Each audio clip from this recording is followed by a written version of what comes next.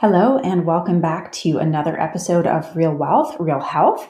Today, we turn our attention to the topic of health, and specifically holistic health and the immune system by speaking with Dr. Gabriel Cousens, a multifaceted physician, humanitarian, and spiritual healer. Dr. Cousens is a holistic orthomolecular physician, a homeopath, psychiatrist, family therapist, Ayurvedic practitioner, and Chinese herbalist who served as lieutenant commander in the U.S. Public Health Service. He is a recognized expert in healing diabetes naturally and is also a leader in spiritual ecology. He's the founder and director of the Tree of Life Foundation and the Tree of Life Center in the U.S. and is a best-selling author of 14 books. In our conversation, we also touch on Dr. Cousens' entrepreneurial journey, which is driven by his passion and faith.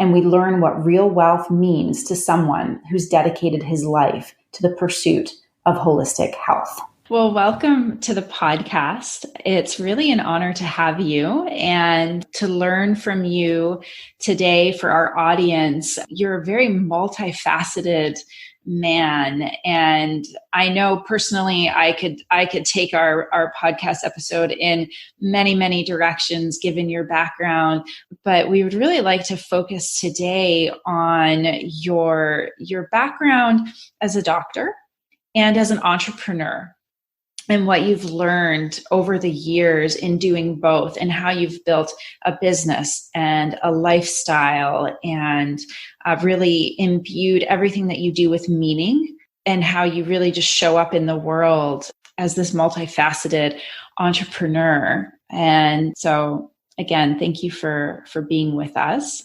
Well, I'm very happy to be with you. And actually, I really enjoy speaking actually more to just to doctors, but to all the people, that you're reaching. Mm-hmm. I'm going to just start with something that's really important for people to understand.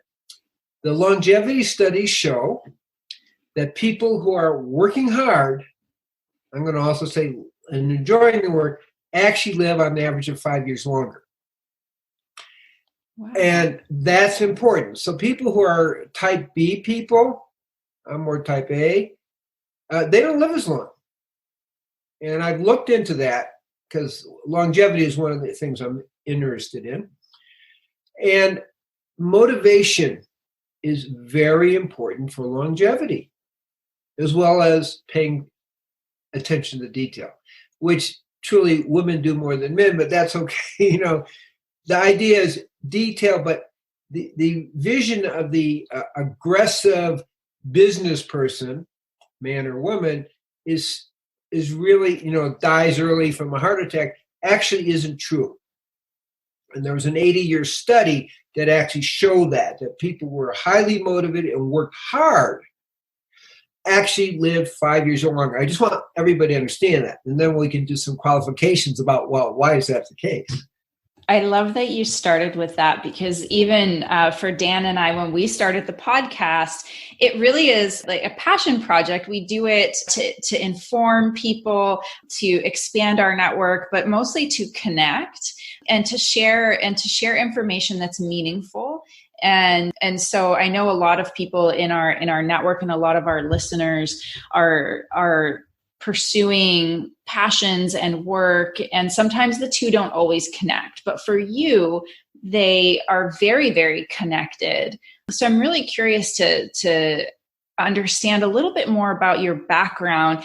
And if we can we start with your medical background, because you're a doctor, but you specialize, amongst other things, in holistic medicine. And I'm curious how you got there, because it's something that I'm starting to see. I'm starting to see a lot of functional medicine, a lot of holistic medicine, but it's coming more mainstream as I think it dovetails with this sense of trying to find meaning and other ways to show up in the world. So first, let's go back. I went to Columbia Medical School. I'm also trained as a psychiatrist. And this is in the 60s, okay? So my age is actually 77. Okay, so I'm coming from a different generation where the word holistic medicine didn't exist. So kind of get that viewpoint. I came out of a place called Amherst College. It was like the top rated college in the country. I was captain of an undefeated football team. This is telling you a little bit about me. National Football, College Football Hall of Fame. In other words, I'm a hard worker and I love it. So if you don't love what you're doing, this is not good for your health. So one of the things that doctors face, what I see a lot of, is serious burnout, high rates of suicide, because they're not loving what they're doing. I love to see clients. I love to be talking like what we're doing now. So one of the things is follow your passion. Big thing. Doesn't matter how hard you work. Follow your passion. There's a little bit more to it. You can overwork too. But working hard is not bad. It's good for you. It makes you healthy and having meaning in your life. Okay, so that's key. So what I did is as I evolved, I saw that as a psychiatrist, I saw people coming with lots of different difficulties, but I'm also a scientist. I've published papers in biochemistry and biophysics. So as a scientist, which is a little bit different than what you get in medical school, I saw, wait, something's wrong here. And so I began screening everybody for blood sugar problems, diabetes. I've written a book, There is a Cure for Diabetes. We literally cure. First, you got to understand the traditional teaching is there is no cure for type 2 diabetes. You can maybe ameliorate it with medication. So we heal normal blood sugar, 61% who aren't on insulin, 24% who are on insulin in 3 weeks. How did that happen? Because this is another thing people need to learn. You got to think out of the box. So I developed a lifestyle and a diet and working with different supplements. Literally 3 weeks, that's impossible. But it's not, because we're doing it.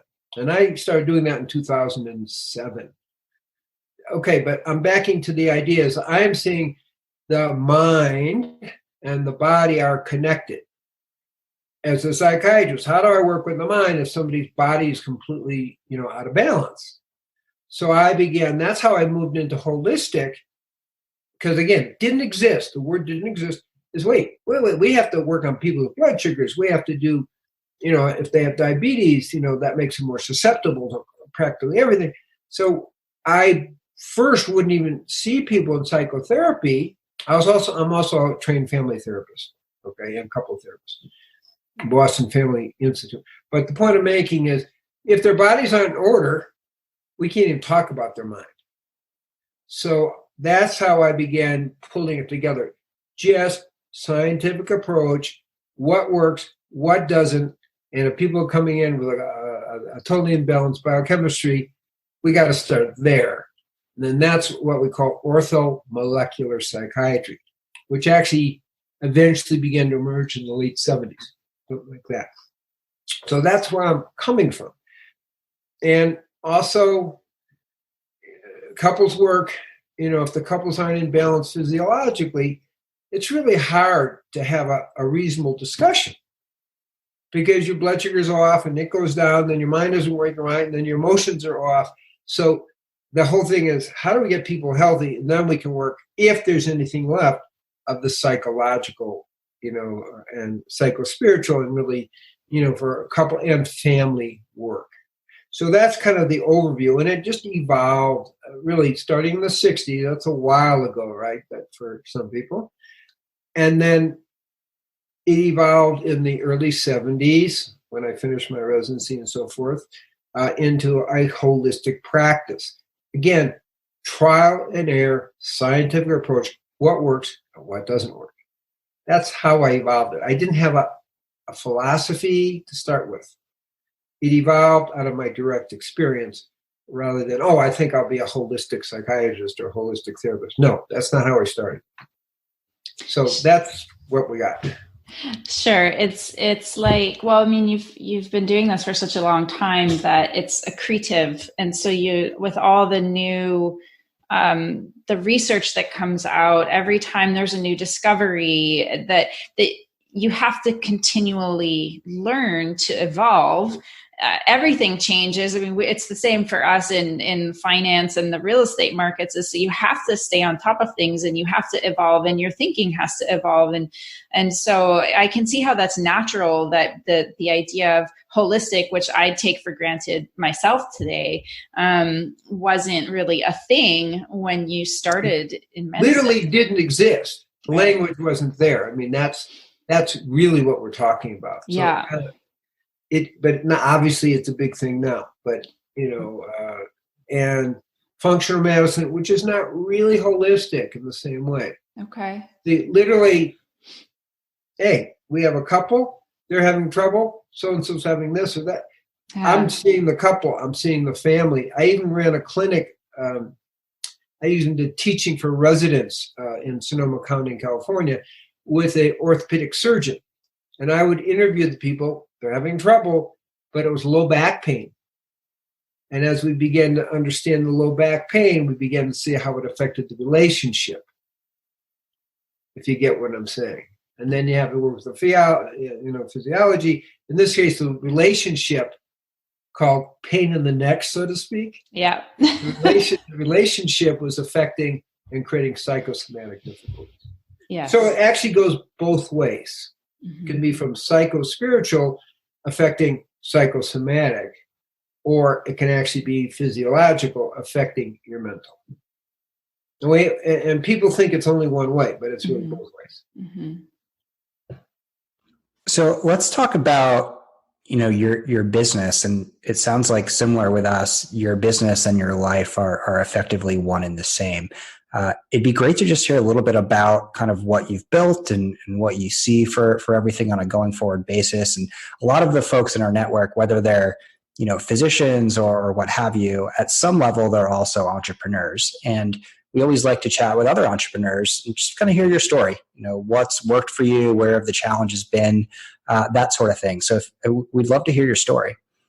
So I think the key for me is following the passion, following what creates meaning and value and purpose in life.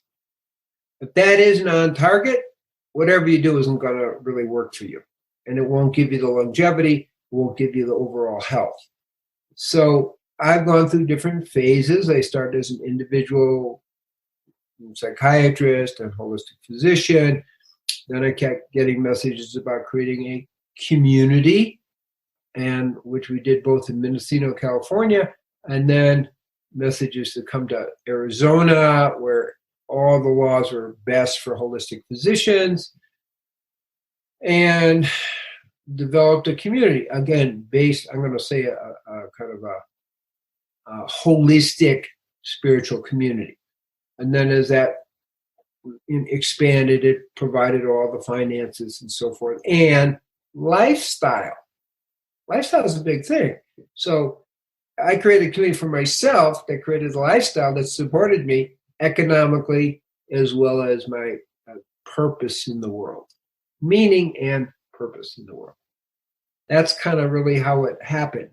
Meaning, purpose, value comes first, well, with passion, and then you develop things that don't work. That's why I don't get burnt out. I work really hard. I love it. Okay? A lot of physicians, they're not liking what they're doing. They're not seeing whole people. You got 5 or 10 minutes per person. I, on the average, spend first patient visit 2.5 hours. Think about that. Why? Because it actually takes that long to get to know the person and see what's going on. Yeah, that makes a lot of sense. Yeah. Yeah. When I was in medical school, I was a third-year student, and I was on the disease ward, internal medicine ward.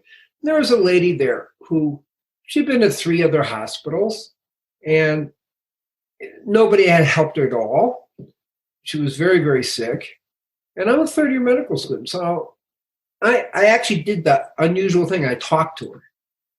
What's going on? And my diagnosis was psychotic depression. Now, if you're a third-year medical student, you got to be a little political. So I called in the psych consult. Actually, his name was Dr. Mesnikov. I was very impressed. He interviewed her and completely confirmed my diagnosis. Then they treated her for depression. She got not magically, she got better. She got healed. I had 4 other, cases just like that. So what I'm saying is you have to kind of think a little bit too. You have to think out of the box as a doctor, not see a person just through their lab test. You actually talk to people, and you begin getting a whole assessment. Now, at that time, I have to be honest with you, half the Columbia PNS medical students were in psychotherapy.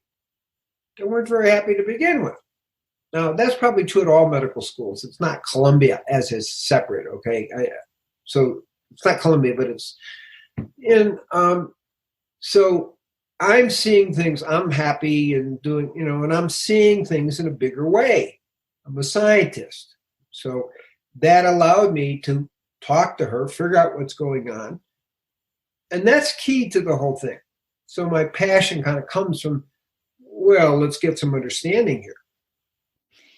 And with your passion, and I love that you always bring it back to passion and meaning, because I feel that when we can align to that, there's also an alignment of internal values that then, as you'll know, I'm sure it magnetizes certain people to you or into your life. So for example, for me, working with Dan and our other partners, Fark and Anne, is really a true alignment of values. And it doesn't ever feel like work. And truly, there's not drama. Doesn't feel like work. Yeah. Doesn't feel like work.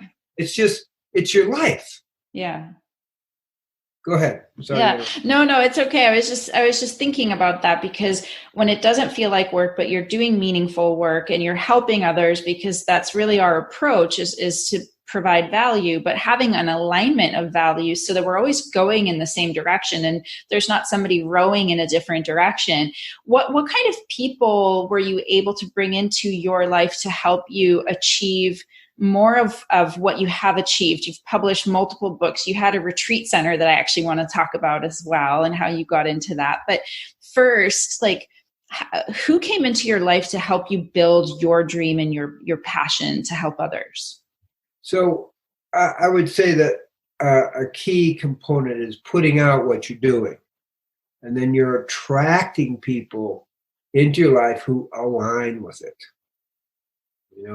If you aren't ready to meditate, 3 times a week as a group together, if you aren't ready to, work on your health, that kind of thing. So we're also plant-based diet, live food. If you're not there, I'm not interested in convincing you. If you're staff, you already have to be there. So you want to put out a strong enough message or signal or frequency, however we want to talk about, that's going to attract people in who are already aligned. That's also to do with relationship as well. It's like you don't want to have to convince somebody, a husband or wife or something, to learn to be a vegan. You have to be there already. Otherwise, you have battles that you don't need. So you want the alignment, and that's the key to that. But you just make it more public. See, a lot of business, they're not as public about it. And then you're in it, and then you say, well, what's going on here? So by being more public, you're more likely to attract people who understand what you're doing and already are aligned and actually are looking themselves to find an alignment in their own lives. I love that. I was thinking about how we do that in our own way. It's so important. It's so important. How did you start your retreat center? And you still have it. It's in South America, right? Well, I've taught in 40 countries. Okay. I have programs in 26 different countries. And I have over 100 programs. So it's confusing when you talk about a location. However, that being said, really started in Patagonia, Arizona, not Patagonia, Argentina. Oh, yeah. Okay. That's. I thought Argentina. Right. That's what I'm trying to say. Okay. So here we are. We're up in the mountains. It's just beautiful.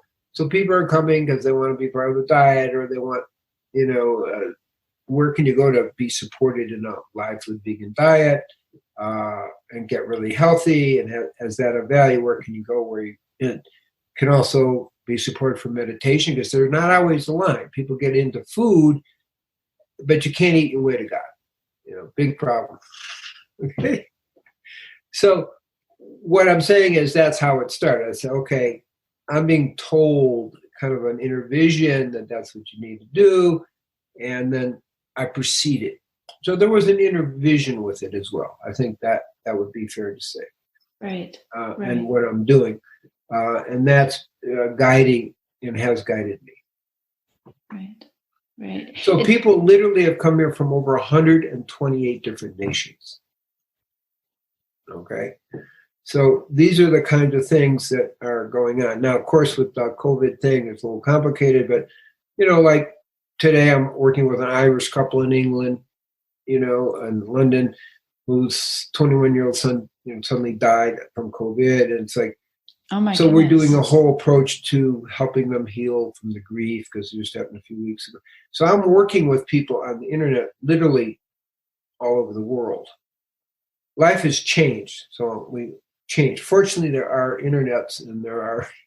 I was going to actually ask you, so were you performing, I guess, telemedicine before COVID in a way? Or obviously, if you're working with people from multiple countries, either they're coming to your center, but were you already practicing a form of telemedicine before?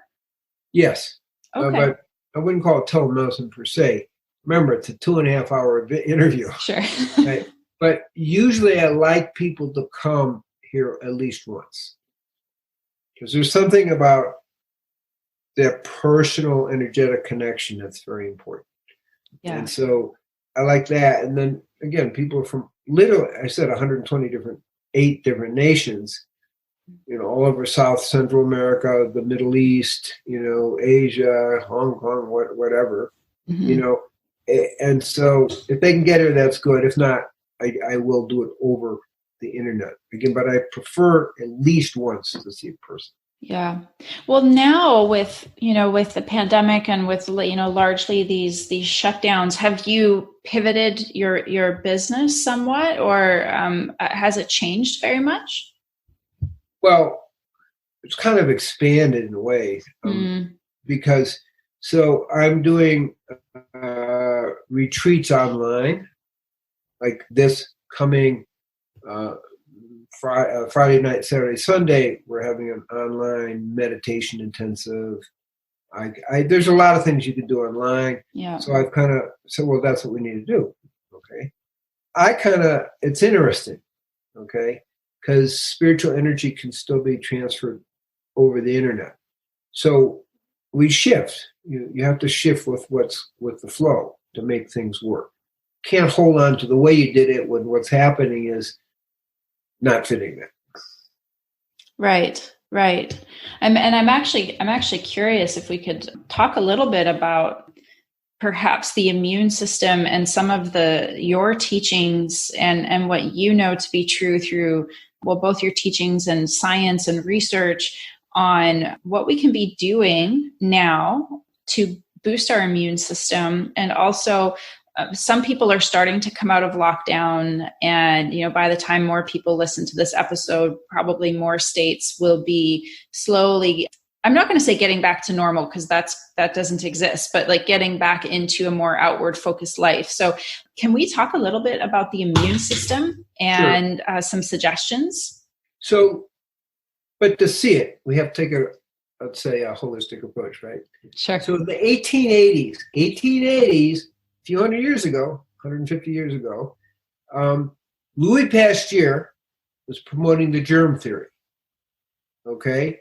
Claude Bernard, Anton Beauchamp, names you probably don't know. Anton Beauchamp had 8 medical degrees, PhD degrees. These are smart people.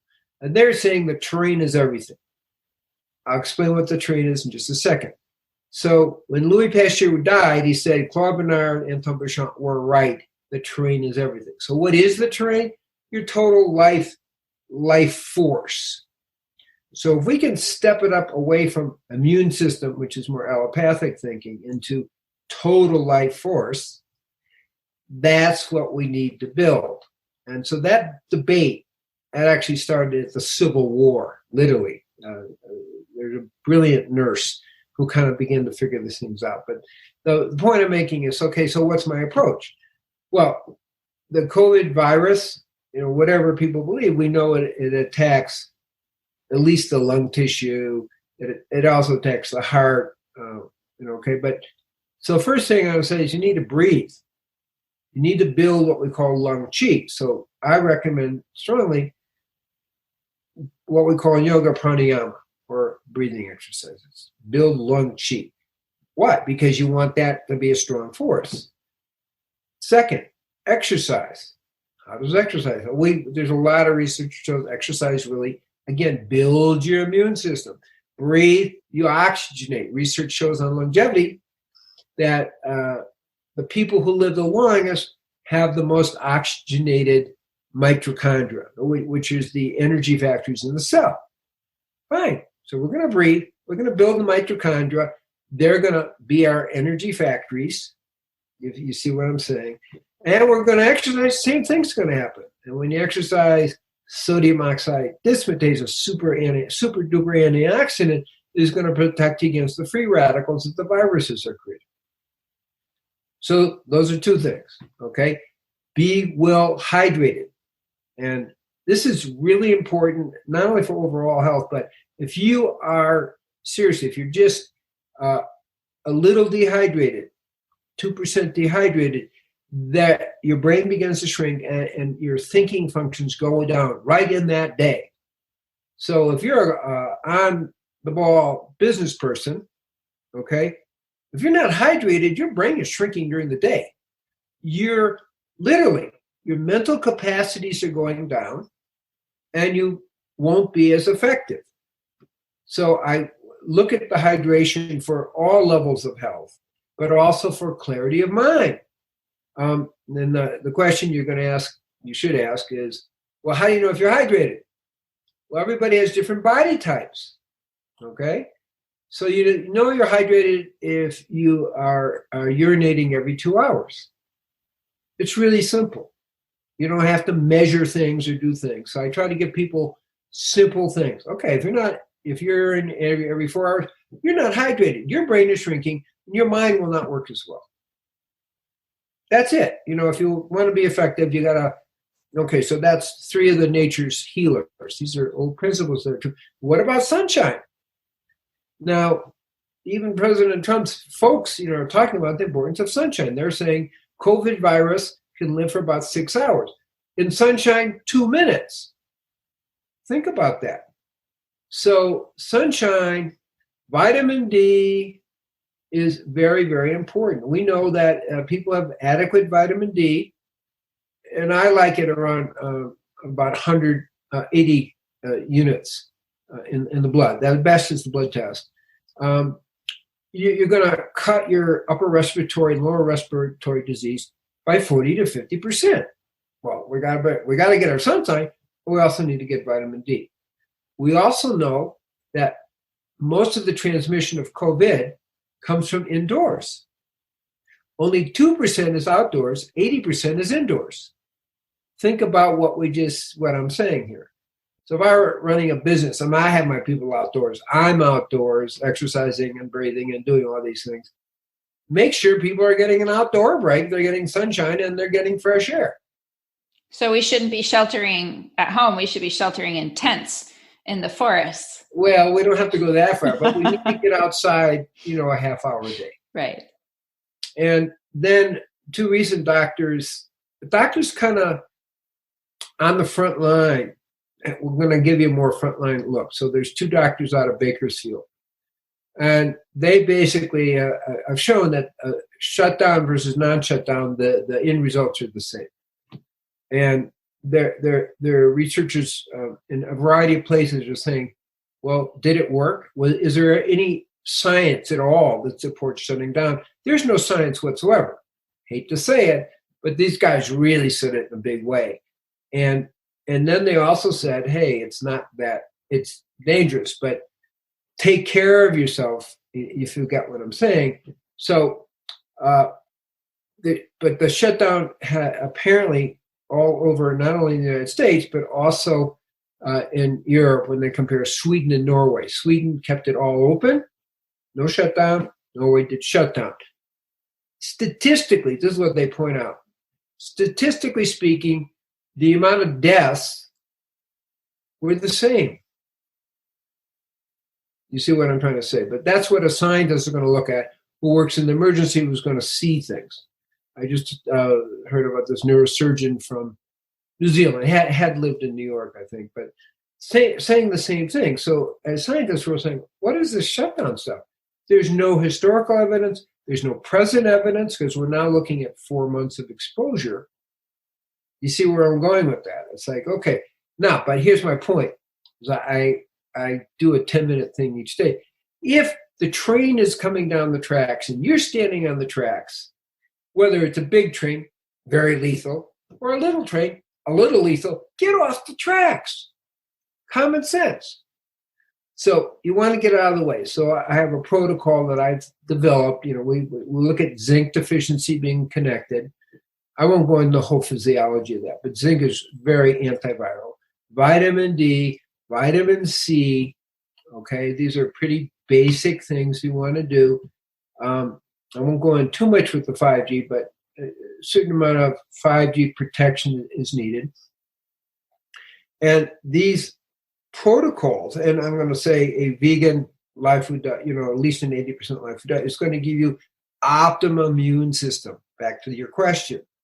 So we know people who live this way really, one, live longer, but also have an optimized immune system. You're breathing, you're exercising, okay?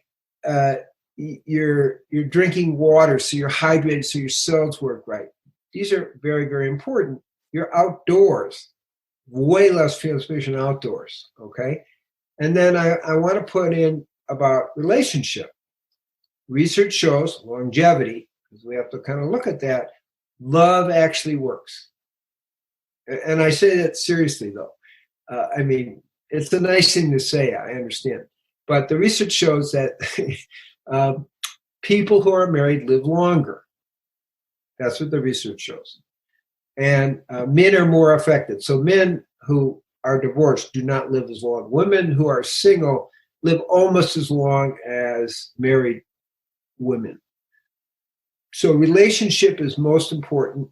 We know it cuts down depression by 50%.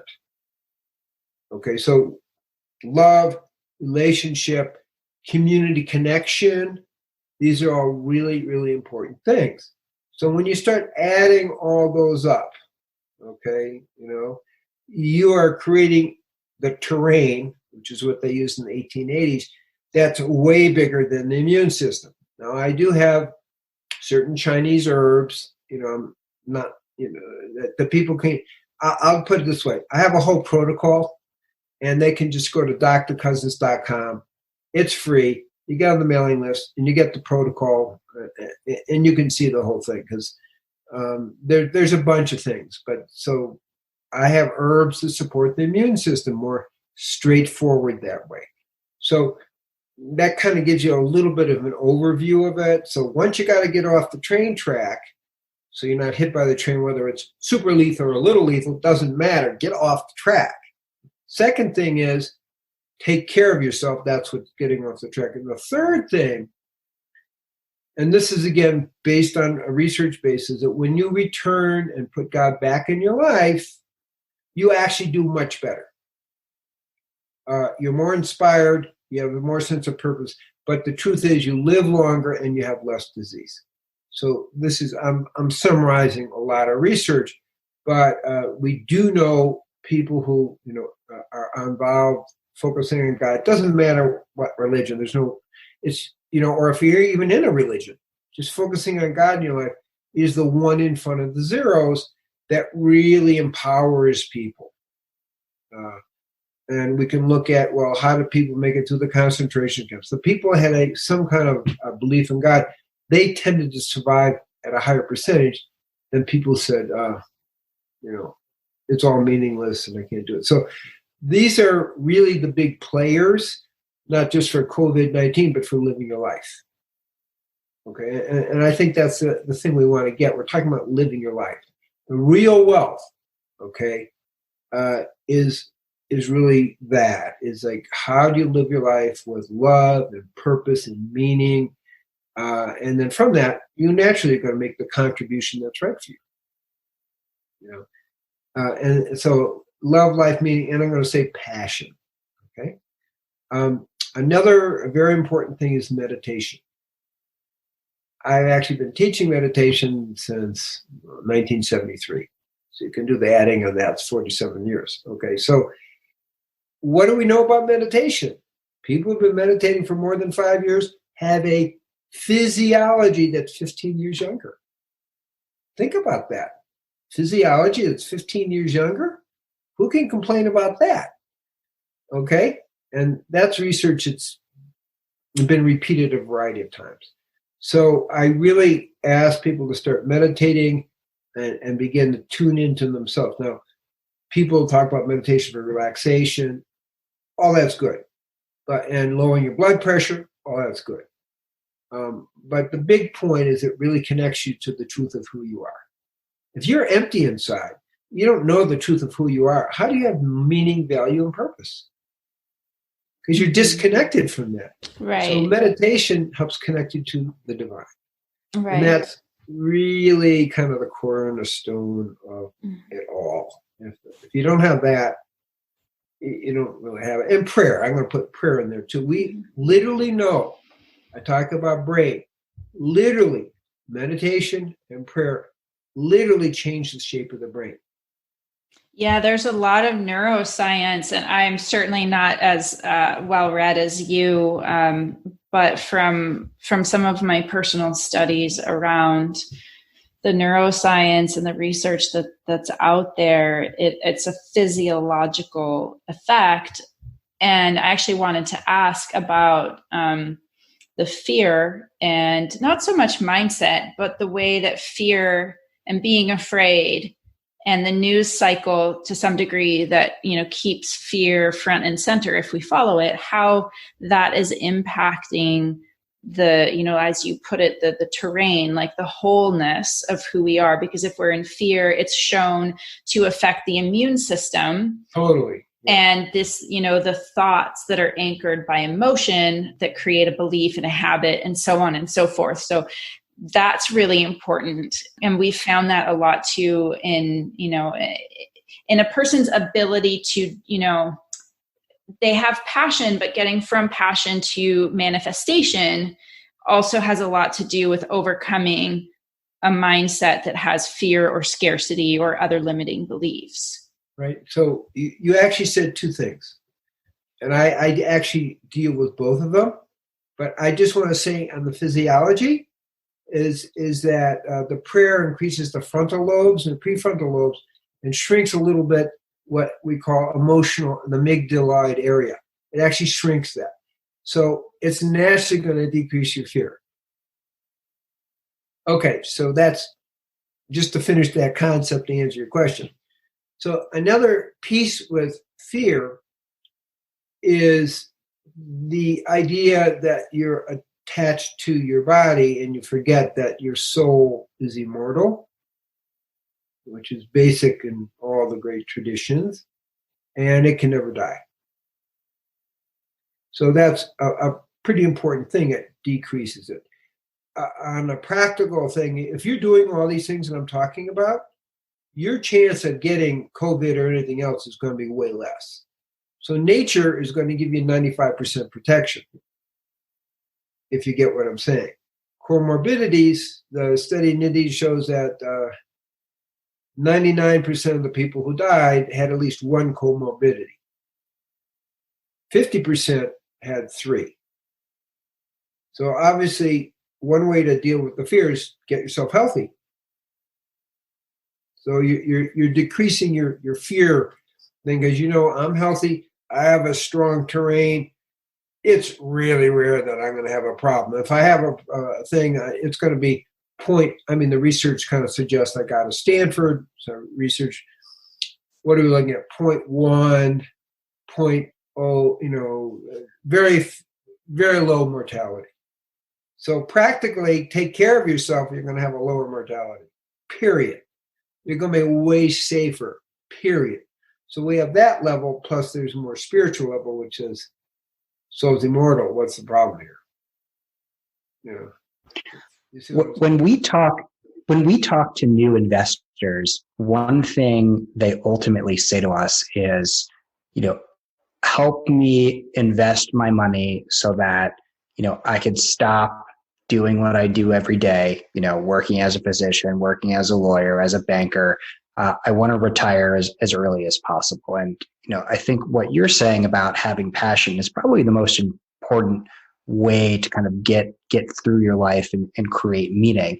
But the question is, are you thinking about investing? Are you thinking about building wealth? Or are you more so just focused on passion and meaning and, whatever happens long-term happens? I think it'd be interesting to hear from your perspective how you think about those ideas. Well, it's a really good question. I don't start about building wealth. I start about meaning, value, and purpose, and I all know that I will be taken care of. So I kind of start from that point of view, because if you don't have that, what's money going to do for you? You're going to eat it? I mean, what can you do? I don't ever see retiring and out of that passion, meaning, and value, then all that happens, including thoughtful investment. Long-term investment, that's fine. But it comes with it. Everybody has a role to give, and you will be taken care of. So that's how I look at it. I don't worry about it, if that makes sense. Absolutely. And, within our team structure, one thing we do every week is each one of us has a one-on-one with, other members of the team where, we spend most of that time talking about, non-work related matters, just catching up. And Adapian and I, we actually share a lot of similar beliefs around just personal optimization, mentally, emotionally, spiritually, whatever that means, and things that we talk about a lot. And the reason I bring this up is I know you're, very experienced in this world, fasting and plant-based eating. I've been an intermittent faster for probably a year and a half now. One of the best nutrition food, based decisions I think I've ever made. Adapia is a vegan. I'm typically plant-based until dinner, but I grew up in a meat eating household, and it's been a hard transition entirely away. We'd love to hear a bit more about your thoughts on both of those topics, and advice for people who are just looking to improve their relationship with food, how they eat, their nutrition, etc. It's an excellent question. So I've been teaching fasting since 1983. It's a while out there, okay, 37 years. People can come to the tree here and fast. I have fasting retreats in Israel. Of course, right now everything's kind of shut down. But so fasting is a tremendous, tremendous thing. Now, in my research, a minimum of 6 to 7 days is what I'm recommending. Why? I've done a 40-day fast. So it's because it takes that long to get the bowel toxins out of the system. Intermittent fasting is also good. So don't misunderstand me. But it's not getting out the bowel toxins out of the gut and also out of the brain. So by day 5 and 6, as the bowel toxins come off, out of the bowel, but also, and again, say the brain, people get clear, they get healthier, and it takes at least 5 days to undo all your addictions, particularly when you're fasting. So we get a lot of mileage of a 7-day fast, which is a nice earth cycle with that. Because by the time you're done, the bowel toxins are out, you don't have food addictions, and it's like a major restart. Can you talk a little bit more about what that entails? Like, what are those 5 to 6 days like? If I said, hey, I want to do one of these fasts tomorrow, how do I think about it? Okay, so I do juice fasting. And what I do is I have people that we serve juices, green juices that are diluted in half. I initially did fruit juices, but they're too sweet, and the fructose unbalances the system a little bit. So we do a diluted green juice fast. People are taking enemas once a day because you got to clear the bowel toxins. Okay, sometimes twice a day. That's pretty classic stuff. If you look at all the fasting, classical fasting retreat places like in Europe and so forth. So that's it. We are also meditating twice a day. We're doing yoga at least once a day. We're teaching people breathing exercises, and we also have spiritual discussions in the evening. So we're tuning people into a bigger thing. And it's hard to explain, but from a yoga point of view, I lived in India for 7 years on and off, and I was empowered to give a thing called Shakti, can awaken the Kundalini energy. Are you familiar with that, or do I need to explain that a little bit? Okay. So I'll just explain. The Kundalini energy is the spiritual life force. When it's not awake, it's kind of stored at the base of the spine. When it's awakened, it begins to energize and spiritualize the DNA, the cells, the organs, and the whole endocrine system, and what we call the chakra systems, which are connected to the endocrine. So when that's awakened, people are much more empowered. So over a course of 7 days, as people clear, they're more likely to have that awakened, okay, which is a huge jump in not only spiritual life, but actually your overall health. So that's why I like the 7-day cycle with that. So we're doing 50% diluted juices, yoga, twice a day meditation, what we call Shaktipat, the awakening of the Kundalini energy, and spiritual discussion, as well as overall health discussions. How to take care of your brain, how to take care of your body, how to take care of your immune system, overall health discussions, the power of a vegan diet, the power of a live food vegan diet.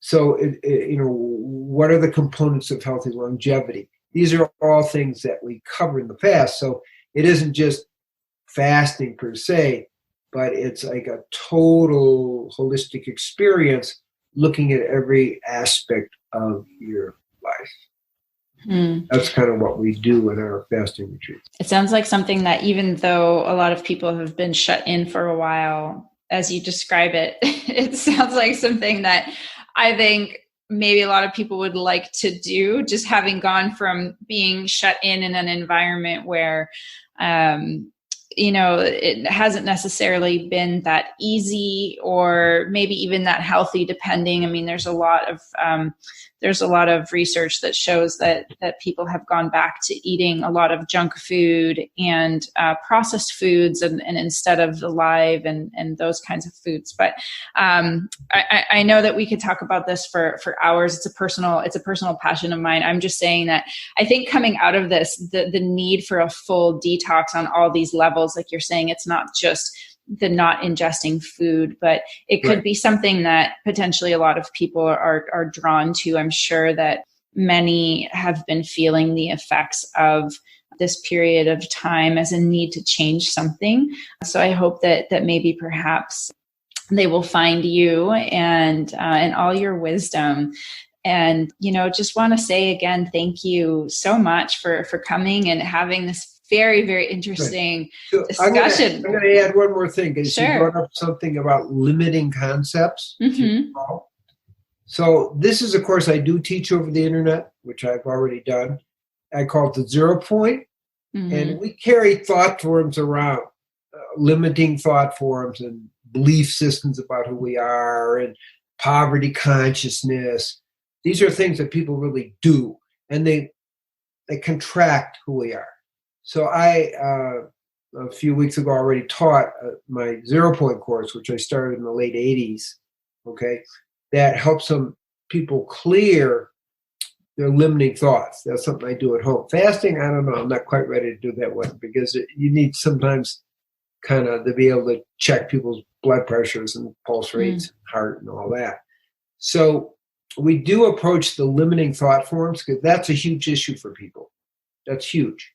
And when people fast and you do the 0 point, which is, again, limiting thought forms, limiting beliefs, it moves really fast.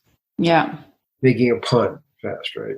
So, but the point I'm making is that is something I am doing over the internet, not this weekend, but next time we do the meditation, then we go into it's a 3.5-day course to specifically address what you raised earlier, right? Because that actually really does limit people's ability to earn money and be abundant. Very much, yes.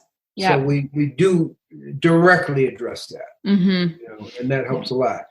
So I'll put it that way. So those are two things I'm doing. I'm not sure about fasting. I kind of have to have a hands-on type situation. Yeah, of course.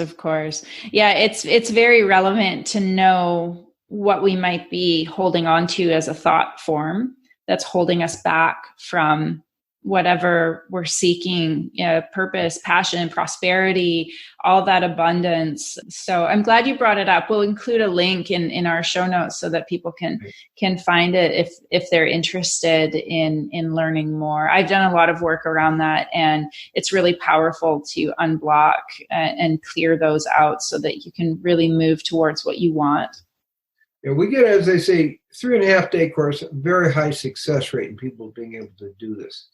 So let me just give a blessing to everyone that we're able to touch into the truth of who we are, the fact that we are all divine beings put on earth to grow spiritually.